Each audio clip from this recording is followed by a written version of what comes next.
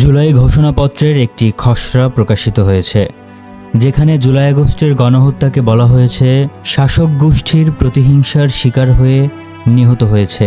প্রতিহিংসা কথাটি এখানে আসার কথা নয়, কোন শাসক গোষ্ঠী তাও স্পষ্ট নয়।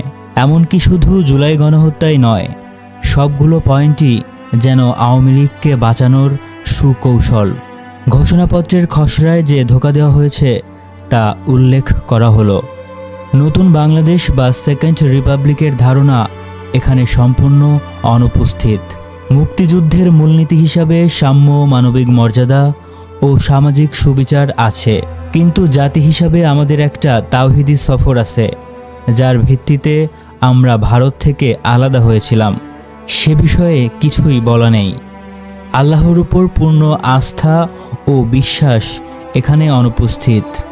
রাষ্ট্রের উপনিবেশনায় আওয়ামীকরণ ও সার্বজনীন মালিকানার বিষয়ে কিছুই উল্লেখ নেই। গণপ্রজাতন্ত্রী বাংলাদেশ নামের মধ্যে থাকা সেই রাজা ও প্রজার প্রাচীন বিভাজন বদলানোর কোনো পদক্ষেপও নেই।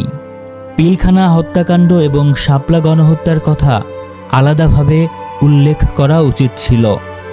2008 সালের পাতানো নির্বাচনের মাধ্যমে আওয়ামী লীগ যে অবৈধভাবে ক্ষমতায় এসেছে তা এড়ানো হয়েছে।